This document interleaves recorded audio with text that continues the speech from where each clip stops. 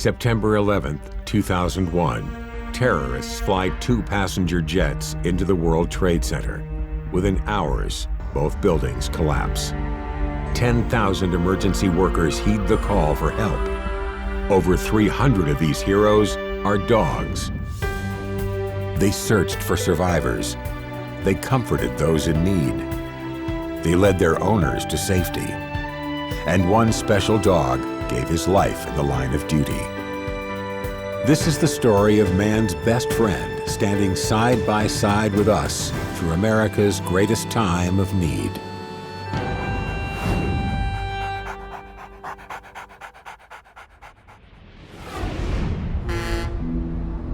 On the morning of September 11th, 2001, David Lim, police officer with the Port Authority of New York, is making the rounds at the World Trade Center with his partner, a bomb-sniffing yellow Labrador named Sirius. David and Sirius have worked together for years, keeping the Twin Towers safe. This beautiful Tuesday morning seems like another routine day. Our assignment was to check trucks coming in and out of the building, right, for possible explosives. Also part of our duties was clearing areas for VIPs that would come to the World Trade Center. So on that particular day, I came in about 6 o'clock in the morning. We check a bunch of trucks, right, and then we go to take our break. And all of a sudden, I feel the building shake. On the 78th floor of the first tower, Michael Hingson is working in his office at a Fortune 500 computer company. His best friend is on the floor beside him. Michael has been blind since birth. His friend, a guide dog named Roselle. I grew up in Southern California. We're used to earthquakes, and we thought we were going to take a 78th floor plunge, and we said goodbye. And then the building stopped moving, and it started coming back toward its normal vertical position. I had a dog right next to me who was sitting and wagging her tail and yawning, so I knew, because we worked so well as a team, that if she weren't feeling any anxiety, that in that moment, at that point in time, we could work to evacuate in an orderly way. In the 64th floor of the neighboring tower, across the way from Michael and Roselle, single mom Genelle Guzman is sitting in her office. She has no idea that a dog will soon become the most important living creature in her life. Hearing the commotion after the first tower is hit, Genelle goes to the window to see what's going on. I remember going towards the window and I saw bits of paper in the sky. And when I pressed my head forward towards the glass, I saw the ball of fire. And I looked at my friend and I'm like, what happened? And that's when somebody said, I think a small plane hit the building, but I didn't think anything huge of it at that point. Back in the other tower, David Lim and Sirius have just finished their bomb surveillance when the police radio cracks to life. 7825, code 6, 105. I then heard a radio transmission from the police desk. I said that there was an explosion on the upper levels of One World Trade Center. So my first thought was that something had gotten by us. So I said to Sirius, we could be in a lot of trouble right now. Sirius is trained to sniff explosives. David thought a human search mission was about to begin. You're not a search and rescue dog. So David makes a fateful decision that haunts him to this day. I took Sirius, put him back in his kennel. So will you just sit here and I'll come back when it's done. I left him in the kennel and I went to go help with the rescue operation. Sirius's kennel is in the basement level of Tower 1. 78 floors up, Michael Hingson is trying to get out. Michael is not the kind of guy to let blindness stop him from anything, but he's going to need help from his partner Roselle to tackle the urgent scene he faces in a stairwell filled with panicking people. Good go. Forward. For me, I had to focus on Roselle, so it was important for me to encourage her, tell her she was a good girl. Forward. Make sure that she was feeling okay, because if I began to sound nervous, then she's going to be looking around at me and become very nervous because I'm afraid. Fear is spreading through both towers. Back in Tower 1, Port Authority Lieutenant David Lim heads upstairs to calm and redirect the thousands of nervous people now trying to get out of the damaged building. People are looking at me and they're wondering why I'm going up and they're going down. So I had to tell them, I said, no, down is good. Keep going down. I promise you it'll be fine. I heard that there was more trouble upstairs because people were falling. Gerald Lauber, the chief of detectives for the Suffolk County SPCA, is already on his way to Manhattan for a meeting. He witnesses what's happening at the World Trade Center. And I didn't have the radio on, so I put it on and listened to the news and was able to pull off the expressway and saw there was just a tremendous amount of smoke and did not think it was a small plane. And as I was watching, I saw the second plane hit. I'm in Tower 1, on about the 30-something floor. The second plane hits Tower 2. At this point, we realize that it's not an accident, it's a terrorist attack. And the transmission now is to get everybody out as fast as possible. On the 64th floor of the other tower, Genelle is watching the TV news with her co-workers when the second plane hits. They know they have to get out now. While going down, we ran into firefighters coming up. That kind of reassured me that it's not that bad. Genelle would soon find out how bad things would get. When we got to the 30th floor, we met firemen coming up the stairs. As they came up to me, the first guy stopped and he asked if I was okay, and I said I am, and he said, well, that's good, we're gonna send somebody down the stairs with you. And I said, you don't need to do that. I didn't wanna spend time giving him a lecture about blindness. I didn't wanna give him a lecture about the fact that you don't pet a guide dog in harness, and so he was petting Roselle, and Roselle was giving him kisses anyway, which was probably the last unconditional love he ever got. As Michael Hingson continues to find his way downstairs with Roselle, the courageous firemen climb upwards into the inferno. They never come down. The two partners still have a lot of floors to manage to get to the ground. Roselle needs to stay calm, and Michael needs to keep up his stamina. It is a daunting challenge. Lieutenant David Lim is so busy getting people out that he has no time to think of his partner Sirius, left in the basement kennel. So now I get up to the 44th floor. At this point, I was just still concerned with getting the people out of the building. My thing was that, well, he should be fine. You know, he's still in his kennel in the basement of the other building. All of a sudden, the other building collapses. And I said, no more waiting. We all have to go. Everybody go, go, go, go, because this building is going to collapse also. You know, so I want to get everybody out as soon as possible. I couldn't leave anybody behind. I would see their faces forever. Meanwhile, amidst all the chaos, Michael Hingson manages to make it down all 78 floors to ground level with his amazing guide dog, Roselle. We got to the bottom of the stairs. The water was filling up the building from the stairwells. There were people shouting, go this way, don't go over there, don't go outside, come this way. They wouldn't let anyone go outside. An FBI guy came up and told us where they wanted us to go, which was to run through the mall and outside the center as far away from the Twin Towers as we could be. I don't know that she could hear me when I was saying, good girl, good job, you're doing a great job, as we were running with all that noise, but she did her job perfectly. Roselle has done her job and helped teammate Michael Hingson to safety. They are the lucky ones. Genelle Guzman is in the other tower, and Officer David Lim is still trying to direct people to safety, while his partner Sirius is waiting in his basement kennel.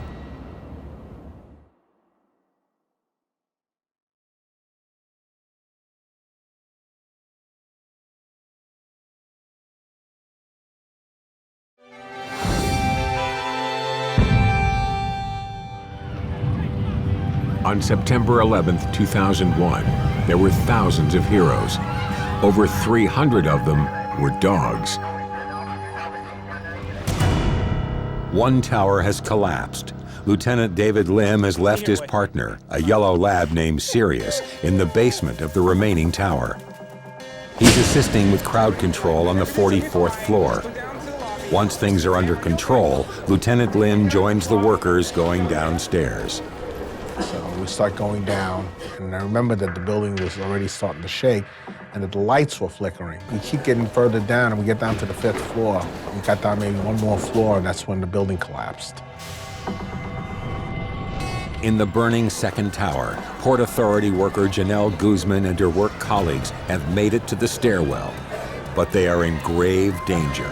While I was on the 13th staircase, I just bent over to take my shoes off, and when I was going to get back up, I just felt the wall cave in. It went completely dark, dusty, and everything was just rumbling. It's sort of like an onrushing locomotive coming right at you. One was the sound of the floors pancaking on top of each other, boom, boom, boom, boom, as they were coming down. The feeling of the wind as the air is compressed through the building, pushing down like a hurricane. The place went completely dark, the dust, everything just started to crumble. All the debris just kept falling and falling, and it was really, really loud. After the huge commotion of the collapse, chaos turns to quiet, deadly quiet. There was total silence. And when I opened my eyes, I realized that I'm stuck. It must have lasted, obviously, what, 10 seconds or whatever. You know, I thought for sure at that point that I was dead. Lieutenant David Lim realizes he has survived the collapse for now. And the next thing I know, the falling stops. I got some debris on me, but I'm like, I cough, and I just, for some reason, the thought came in my head, well, dead men don't cough, you know, and I was like, I'm still alive. At first, you're very happy. You're like, oh my gosh, I'm alive, I survived. And then your very next thought is, well, how the heck am I gonna get out of here? There's 110 stories above me. Lim is trapped here. We were there for a good, I guess, 5 hours. Well, I was able to get our radio transmissions out to my police desk, and they were telling me that rescue was en route.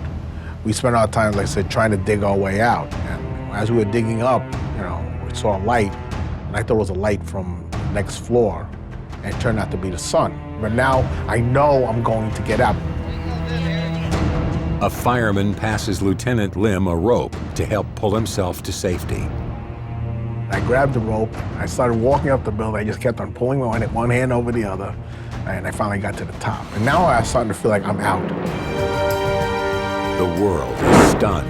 After burning for almost an hour, in seconds, both towers, each over 100 stories high, totally collapse.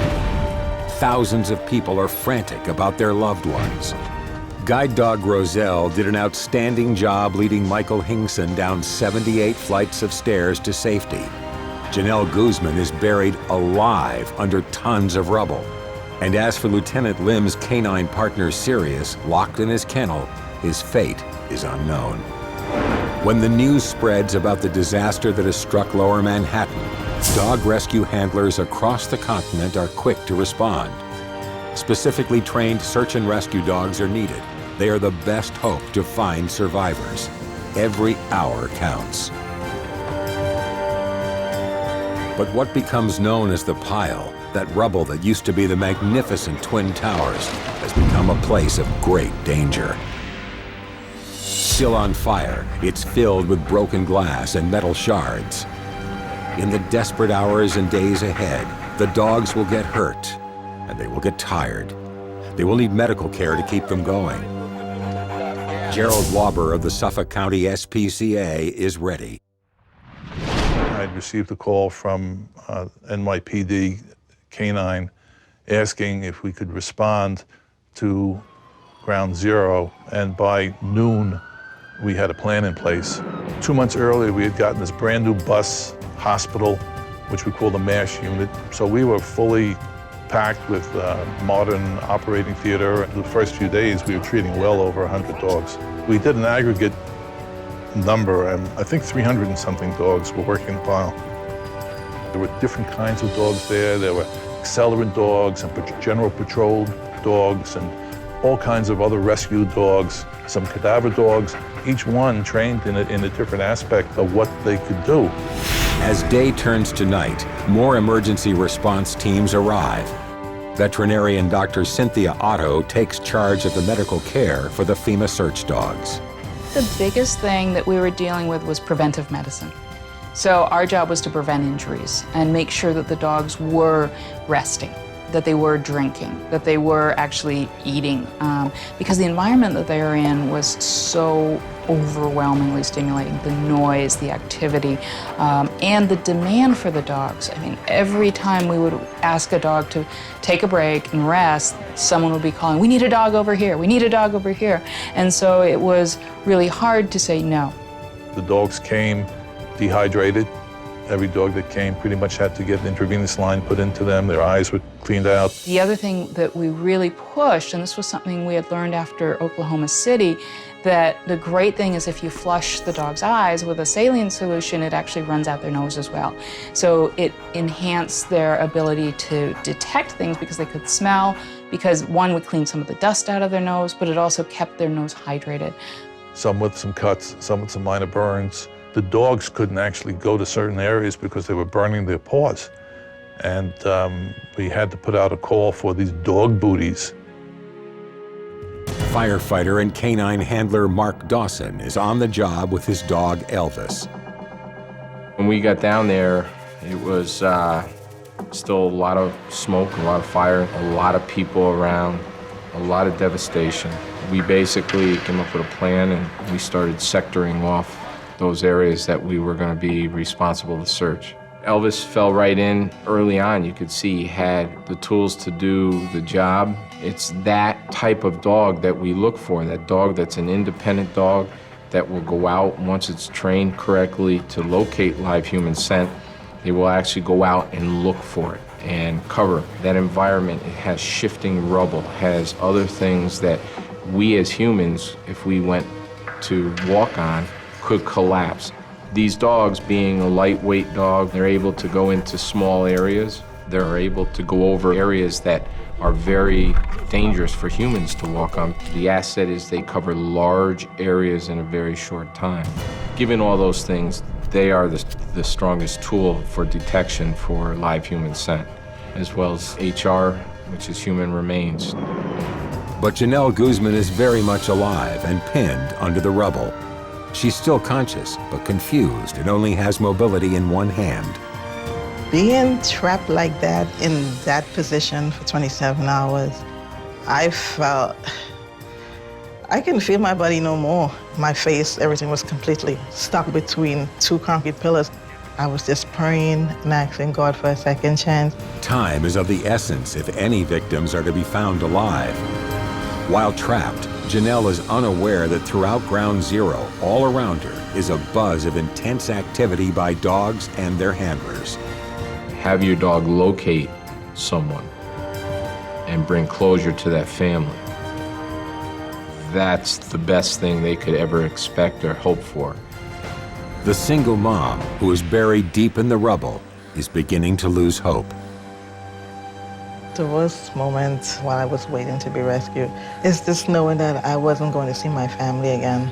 I knew somehow that I was going to die, and I know that they wasn't going to find my body. And I was just like saying, oh, God, please, please, I can't take it no more. Please show me a sign that you're there. I just needed a miracle, and I was asking and praying for that. Genelle needs a miracle. Will it be one that arrives on 4 legs?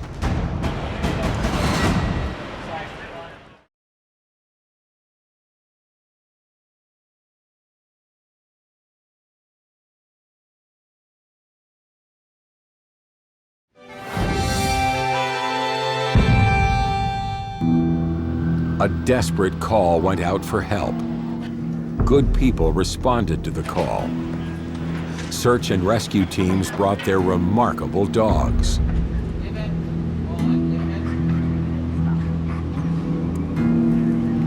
For more than 24 hours, office worker Genelle Guzman is caught under the rubble, while dogs are searching every inch of the Ground Zero site. Search dogs are not born knowing what to do. Their partners, the handlers, help these incredible animals reach their potential. It takes between 18 months and 2 years of handling to train a search dog.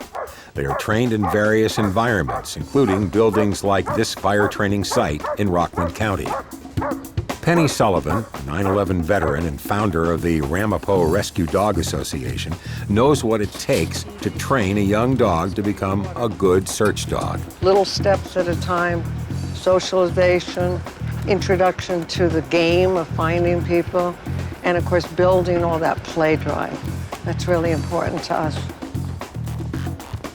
The dogs need to feel secure on all kinds of surfaces, even training on hot metal steps so they can feel confident to do their work.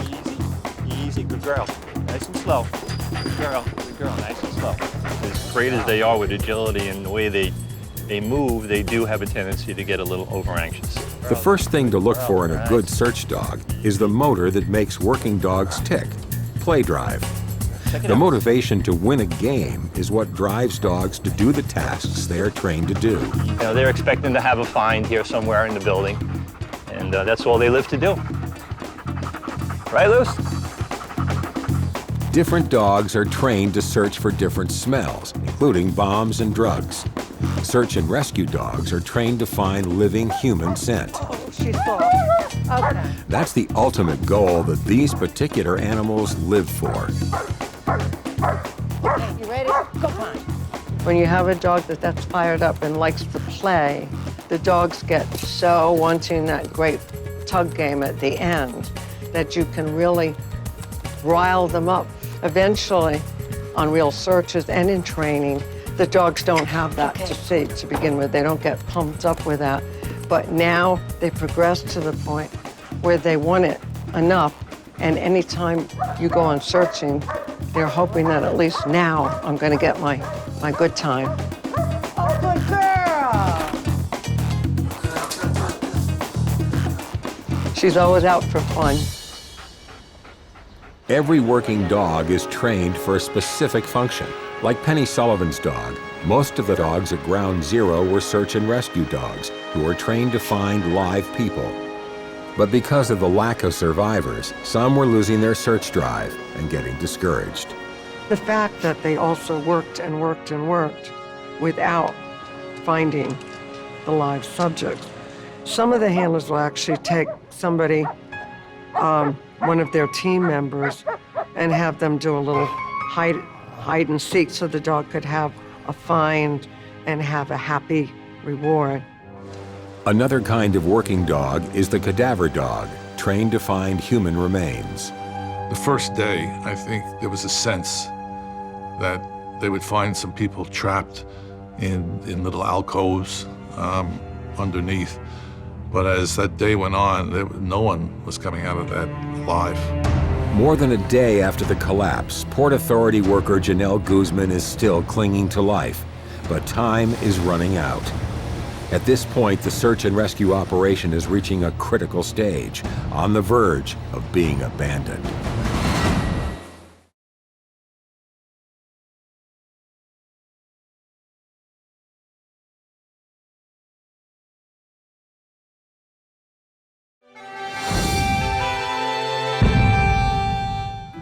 "24 hours after the collapse of the towers, hope is running out that any survivors will be found in the rubble. Still alive, Port Authority worker Genelle Guzman is trapped. She has no idea what is going on just a few feet away. Dogs are working all over the site. My face, everything was completely stuck between two concrete pillars, and I had no space or no strength at all to pull it out. I mean, I was in pain with my legs and the stuff on top of me. I couldn't get it off of me because I couldn't maneuver myself to turn left, right. I was in one position, and with only my left hand to move around. That's the only thing that didn't go numb was my left hand. I had no idea of the time, but it was a long time. I was just praying and asking God for a second chance. Rick Cushman is an Army engineer who has joined the huge group of volunteers looking for people. He has never seen anything like Ground Zero. You still had fires burning underneath the metal. At that point, the odor was god-awful. You know, it was just that burning electrical, metal, concrete combination that was just something you'll never forget. Miraculously, Cushman witnesses some search dogs indicating the scent of a living person. It's Genelle Guzman. I believe it was one of the guys from the Pittsfield team had actually spotted a fireman's reflective jacket just underneath the top level of the rubble. And when they got to the top to see what was there, that's when all of a sudden the yell came out that we have a survivor. Genelle hears footsteps and sounds that offer comfort and hope. Then, a flash of light touches her face. Someone asks her name. And I spoke back to them and I told them my name was Genelle. Then I heard someone say, "Oh, okay, I see her, be careful."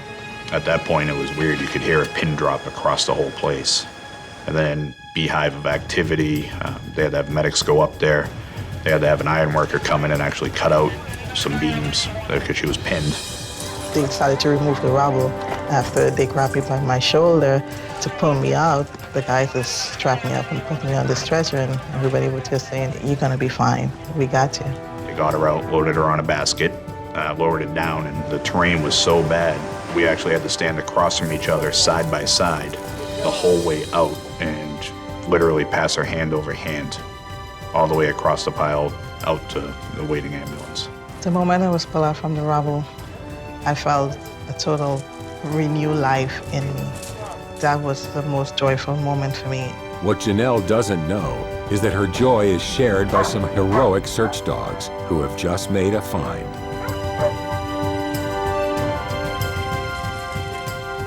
It's just so awesome that the dog could have these type of sense to find someone buried under that rubble.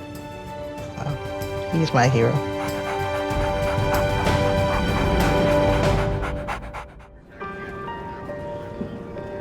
The hours ticked by.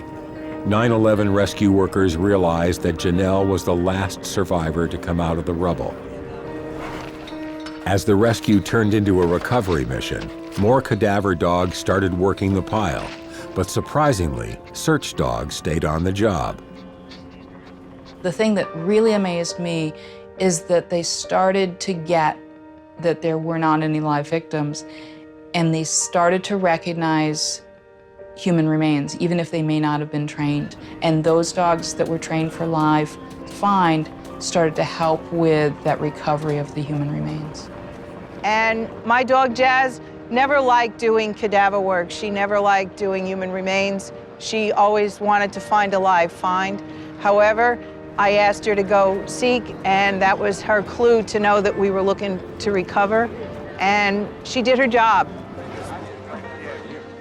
Not all the dogs at Ground Zero were part of search and rescue teams. Therapy dogs became very important as well. They're not trained to find. They were used to provide comfort and lift morale for the physically and emotionally drained workers at the Twin Towers site. I'm always amazed by the dogs. I mean, I'm sort of like think of a dog as in a sense of dyslexia, that they're really talking about God. They just got their letters mixed up. They're wonderful. They want to do the right thing. They're happy to see you no matter how hard you work them. Each dog had its own personality, and they were just great. They were just great. Frank Shane is a trauma responder. In 2001, when the towers were struck, he was in his car with his partner Nike, a golden retriever. He was determined that Nike and other therapy dogs could provide comfort in the days and months ahead. I had to learn that the search and rescue were to go on the pile. They had a job to do. I couldn't just waltz him down on the pile. That would have been the wrong place for us, because a dog is like a lightning rod of emotion. The firemen and the police officers, they would sort of have this single file line out to where they were working on the pile. They were completely stone-faced, so somber, so sad, but resolved that they were going to go out and do something. But when they'd see one of the dogs, they'd kind of stop and they'd break, and you'd just see their eyes light up a little bit and a smile. It's like some of them would come over and pet the dog and say, "Wow, I just really miss my dog," or just something to show a little life and happiness in this really otherwise horrific environment. Their gyroscope psychologically was bent and turned upside down. And Nike was able to sort of write that up. So what they were getting was trust, support, something familiar, somebody that would listen to them. They would talk and tell him stories that I couldn't believe. They would tell him things about the pile, especially as the days and the weeks when the toll really started to take on the workers. Port Authority Police Officer Lieutenant David Lim was rescued on the first day, about 5 hours after being buried alive in the rubble. But he did not know what had happened to canine partner Sirius. He had to focus on his own recovery. My wife and kids came to the hospital, and I remember Michael coming to me and going, "Oh, we're glad you're happy. Where's Sirius?" I said, well, he's, in the building, right? But they're gonna rescue him, just like I got rescued.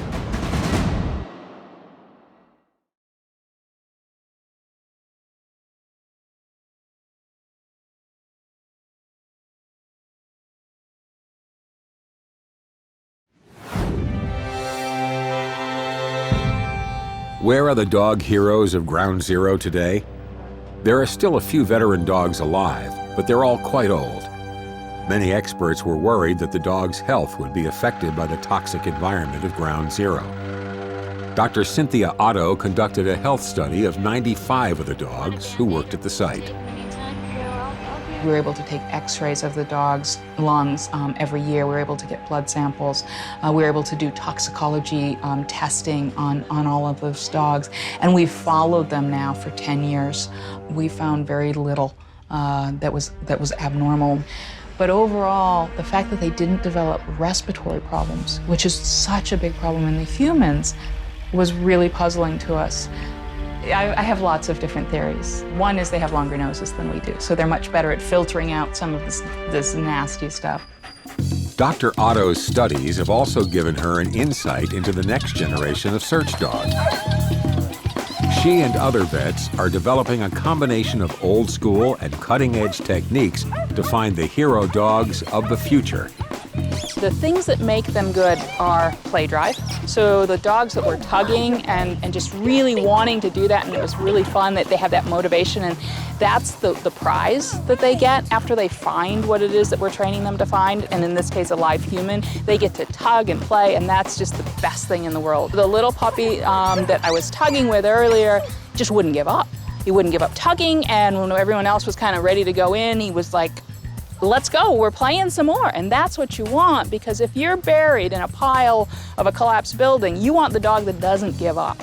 This is one of the kennels that's breeding a lot of the really top search dogs right now. And in this country, we don't have enough breeding programs that are providing high quality, healthy, really strong dogs for detection work. So we're bringing Pride in now. Pride is one of the breeding dogs, so she's going to be a really important dog to look at the characteristics that are resulting in such fabulous puppy potential. We're going to get a blood sample, and that blood sample we're going to take down to our lab, and we're going to collect the DNA out of that blood sample. There we go. Hold still, sweetheart. One of the things that we really want to do in the future is not only help select which dogs that we want to have to breed, but we might actually be able to go into shelters, take a blood sample, and see if those dogs have that fingerprint that they might actually make good search and rescue dogs. Not only are breeders expanding the capabilities of search dogs, but high-tech electronics are giving search and rescue teams even more tools to do their jobs. Search teams around the world are now using CAT, or Canine Augmented Technology Systems, with cameras attached to show the rescuers what the dogs are finding. The cameras also have infrared capability for capturing images in the dark. The system consists of 2 cameras, and the cameras have a set of IR LEDs on them to provide illumination in the dark. Even energetic dogs can't work continuously. That's when an electronic device called the Life Locator gets used. So when the dogs need to take a break, this instrument is when it really is effective. We can start taking over, searching the rubble. Life Locator technology can then advance the search even more. Its role is to locate trapped victims within structural collapses, natural disasters like mudslides or avalanches, and it runs off ground-penetrating radar. We would place it on top of the rubble, and it is able to detect movement up to 10 meters deep and breathing up to 6 meters deep. The technology has enabled us to actually put the dog into places where humans can't get into. The dogs also wear vests to deliver emergency supplies like food, medicine, and radios. The Canine Augmented Drop Systems can be triggered remotely by the search teams. If the dogs had had the technology available at Ground Zero as what we have now, the dogs would have been able to save greater numbers of people. It's tempting to imagine how today's current technology would have made a difference in the recovery operation in 2001. Right before the collapse of the towers, Lieutenant David Lim left his dog partner Sirius in his kennel in the basement of the World Trade Center. After being rescued out of the rubble, Lim took some time off to recuperate and then was back on the job. He still had no word of the fate of his dog. Eventually, I came back to work, I think about a month later, on a part-time basis, and I got a phone call. Dave, did you lend your shirt to anybody? Because we found someone that has your shirt on them, right, with the name Lim.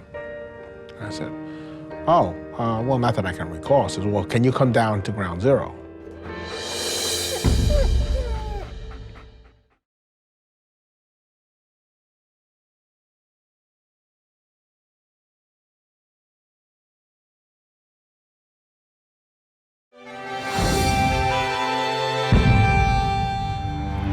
On September 11th, 2001, there were thousands of heroes. Over 300 of them were dogs. After the World Trade Center attacks, Lieutenant David Lim was back on the job with a new dog. But there was one big unresolved issue, the fate of his partner, Sirius. Months later, he received a phone call with the news. And he says, so did you lend your shirt to anybody? Because we found someone that has your shirt on them, right, with the name Lim. Went down there. It was actually Sirius they found. My shirt, where it was hanging on a wall, had fallen on top of Sirius and was covering Sirius. I guess they couldn't tell it wasn't human until they examined further. So by the time I got down there, they already had him in a black body bag.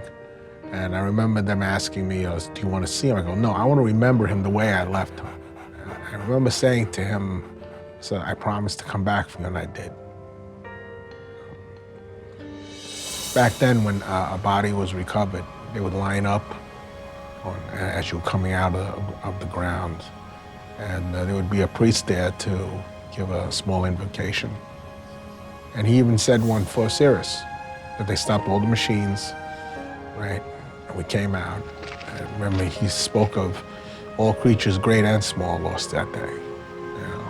We were coming by our different commands, the Holland Tunnel, the bus terminal path, and officers came out and saluted as we went by.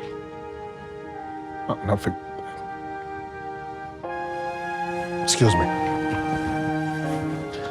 I'll never forget that.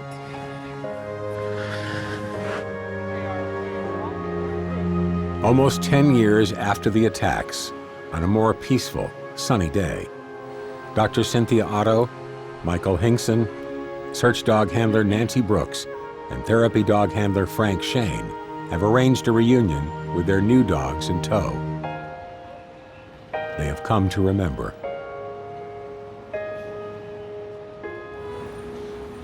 There's a reverent atmosphere here at Ground Zero. The site is under construction, but still a gathering place to remember all the people who lost their lives. Outside Fire Station Ladder 1010, the FDNY Memorial Wall commemorates the 343 brave firefighters who perished doing their jobs. Right here, the Twin Towers, you can almost see faces in this.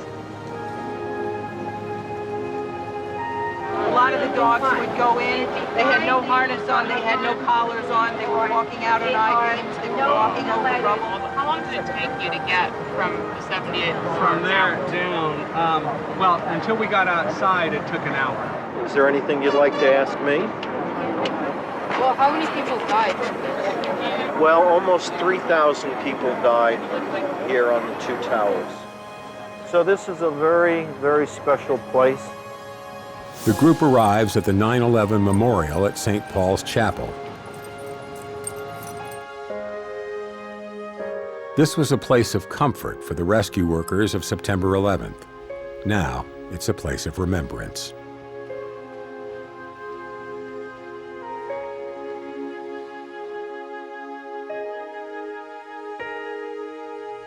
Just on a piece of marble like that. There's tons of patches from all the different police departments and rescue groups that responded. Frank Shane discovers a picture of his dog Nike. Nike died in 2004. This would have been at a ceremony. You can see his tracking light At night, you'd see the firefighters on the pile, and the whole area and pit, as you looked at. And one of the firefighters gave him one of these lights because he said that there was an expression, stay safe. He says, Nike has to stay safe. The hero dogs of 9/11 are mostly gone, but they will live forever in the history and in the hearts of their surviving human partners. To be involved with something on that magnitude and that level with the animal that you've worked so closely with, it's a tremendous bond you establish. Everyone who has a pet dog knows how strongly they are attached to them. Elvis was my partner. I mean, we went through a lot of things together. You have a bond with your dog, and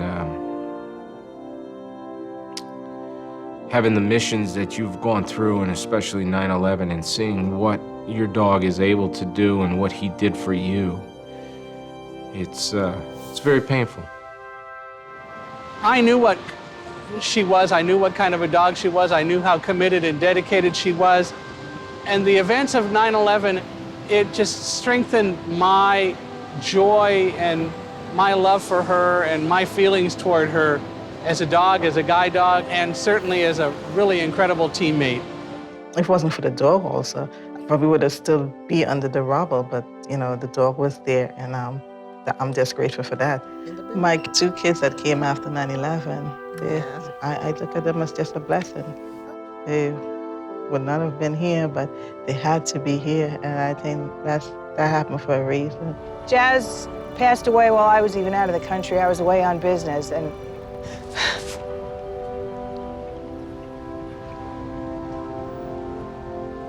we work so closely with these dogs, and they ask nothing of us.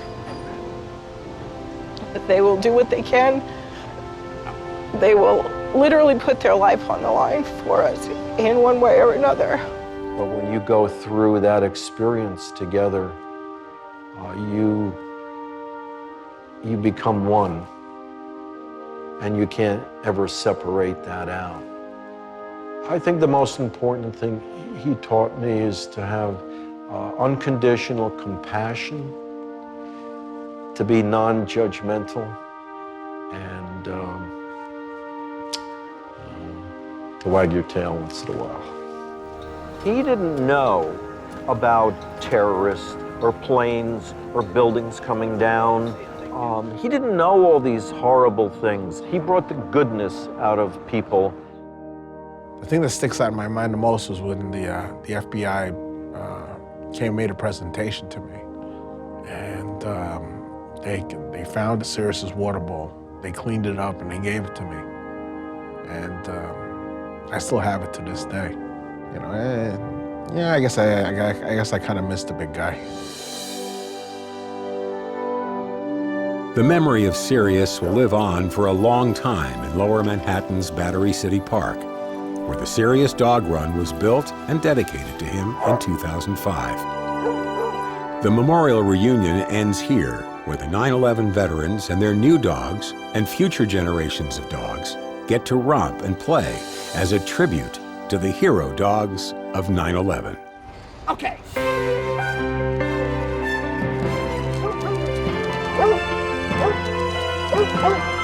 Hi, Africa. Let's go, bud. What do we have there? This is Chief. Chief! Chief. Come on, bud. No? Okay.